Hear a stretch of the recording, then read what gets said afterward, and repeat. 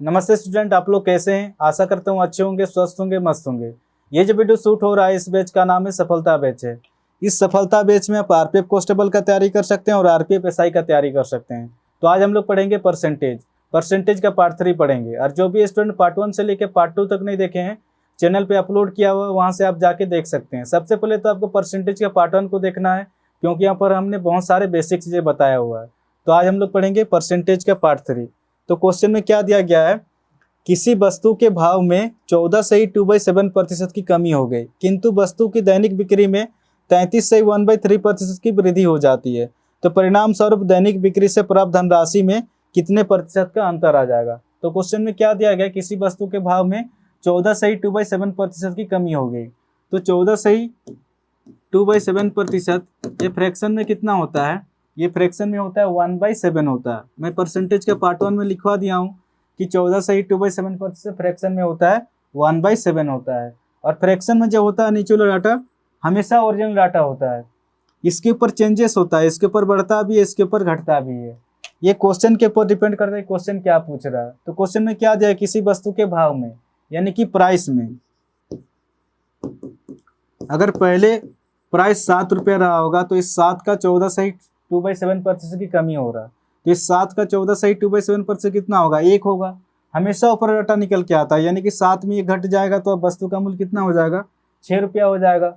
अगर वृद्धि होगा तो ऊपर डाटा जुड़ जाता है, अगर कमी होगा तो ऊपर डाटा घट जाता है। आगे क्वेश्चन क्या दिया गया है, किंतु वस्तु की दैनिक बिक्री में 33 सही 1/3% की वृद्धि हो जाती है।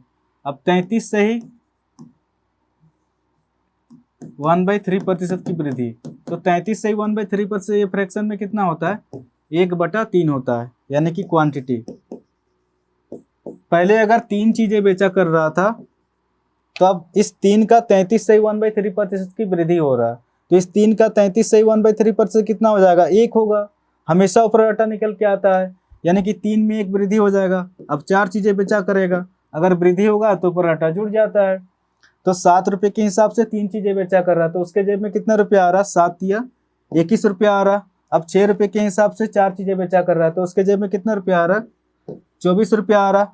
तो 21 पर 3 की वृद्धि, ठीक है, 21 पर 3 की वृद्धि, 3 का 3, 3 7 21, यानी कि 1/7 निकल के आ रहा। और 1/7% में कितना होता है? मैं लिखवा दिया हूँ, 1/7% में होता है 14 से 2/7% की वृद्धि हो जाएगा। वृद्धि इसीलिए हो जाएगा क्योंकि पहले उसके जेब में 21 रुपया आता था, अब 24 रुपया आ रहा, तो इस कारण वृद्धि हो जाएगा। तो इस क्वेश्चन का जो आंसर हो जाएगा ऑप्शन सी होगा, 14 से 2/7% की वृद्धि हो जाएगा, ठीक है। 12 नंबर क्वेश्चन में क्या दिया गया है, किसी वस्तु के भाव में 25% की कमी हो गई, किंतु वस्तु की दैनिक बिक्री में 30% की वृद्धि हो जाती है। तो परिणाम स्वरूप दैनिक बिक्री से प्राप्त धनराशि में कितने प्रतिशत का अंतर आ जाएगा? फिर से उसी टाइप का क्वेश्चन है। तो क्वेश्चन में क्या दिया गया, किसी वस्तु के भाव में 25% की कमी हो गई। तो 25% ये फ्रैक्शन में कितना होता है? ये होता है 1/4 होता है। ये किस तरह से निकल के आ रहा?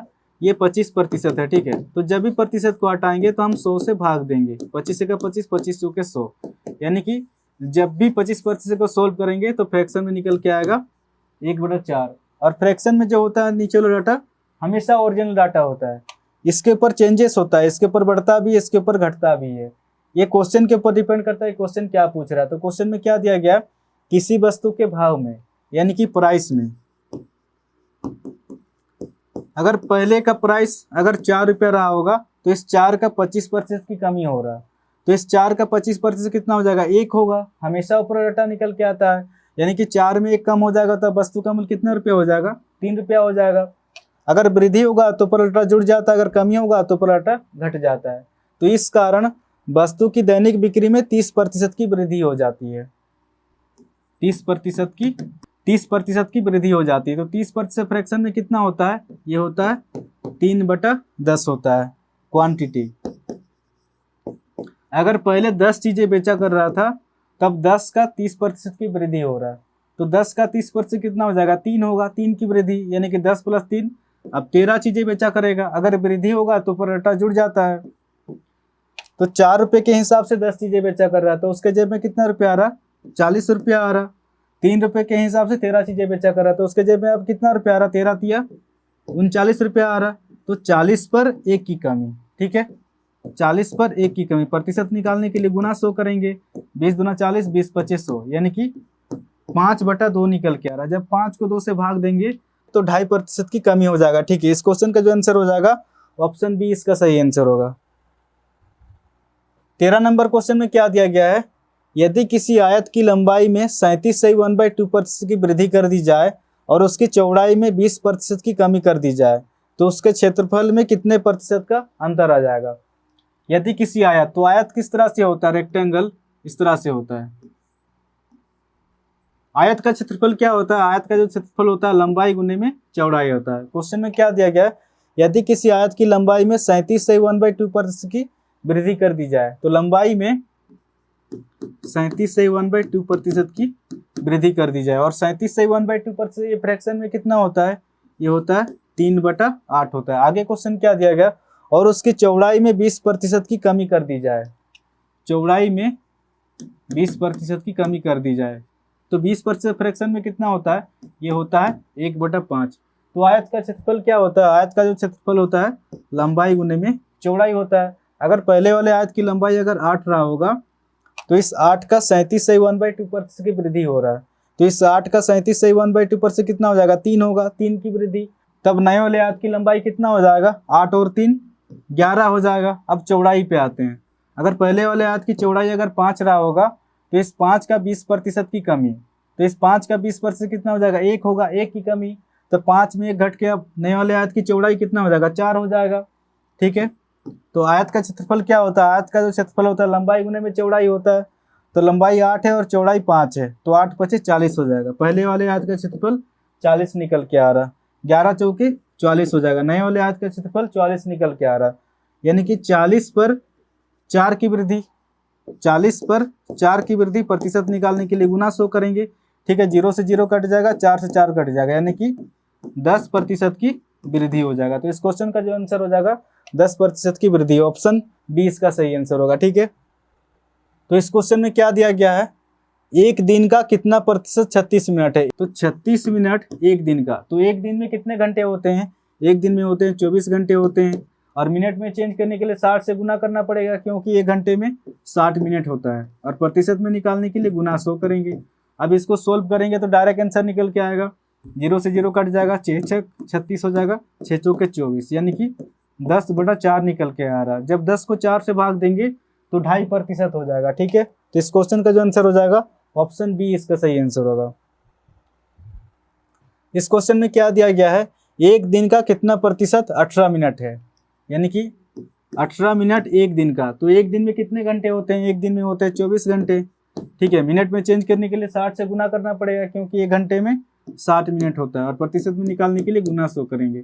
0 से 0 कट जाएगा, 6 × 18 हो जाएगा, 3 × 8 = 24, यानी कितना निकल के आ रहा, 10/8 हो जा रहा है। जब 10 को 8 से भाग देंगे तो इस क्वेश्चन का जो आंसर हो जाएगा ऑप्शन सी होगा, 1.25% हो जाएगा। ठीक है, इस क्वेश्चन में क्या दिया गया है, 4000 का 54% कितना होगा। सबसे पहले तो इस क्वेश्चन को बेसिक से सोल्व करेंगे, उसके बाद इसको ट्रिक से सोल्व करेंगे। 4000 का 54% कितना होगा, जब भी प्रतिशत को हटाएंगे तो 100 से भाग देंगे, 2 0 से 2 0 कट जाएगा, यानी कि 54 × 40। अब इसको सोल्व करेंगे। ठीक है, इस क्वेश्चन का जो आंसर हो जाएगा 2160 आ जाएगा। ठीक है, फिर इसको हम लोग अभी ट्रिक से सोल्व करेंगे। क्वेश्चन में क्या दिया गया है, 4000 का 54%, प्रतिशत जो है हमेशा 2 0 को काटता है। ठीक है, 54 × 40 कितना हो जाएगा, जब इसको गुना करेंगे तो 2160 आ जाएगा। ठीक है, इस क्वेश्चन का जो आंसर हो जाएगा ऑप्शन बी इसका सही आंसर होगा। 20 नंबर क्वेश्चन में क्या दिया गया है, किसी संख्या के 28% का मान 35 है तो वह संख्या क्या है। प्रतिशत में तो 28% है और नंबर में 35 है, ये दोनों आपस में बराबर है, ये क्वेश्चन कह रहा है। अब इसको सोल्व करेंगे, 7 चौके 28, 7 × 5 = 35, यानी कि 4% कितना निकल के आ रहा, 4% 5 निकल के आ रहा। तो कोई भी संख्या टोटल तो हमेशा 100% होता है। 100 के लिए यहाँ पर कितना की गुना करें कि 100% हो जाएगा। यहाँ पर 25 की गुना करेंगे तब ये कितना हो जाएगा, 25 चौके 100% हो जाएगा। अगर बराबर के इधर हमने 25 की गुना किया है तो बराबर के इधर भी 25 की गुना करेंगे तब ये कितना हो जाएगा, 25 × 25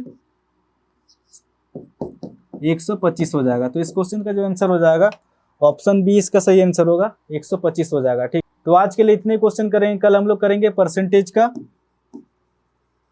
पार्ट 4। ठीक है, अगर वीडियो अगर अच्छा लगा तो चैनल को शेयर एंड सब्सक्राइब जरूर करें और कमेंट करके जरूर बताएं कि वीडियो कैसा लगा। ठीक है, तो आज के लिए इतने, धन्यवाद।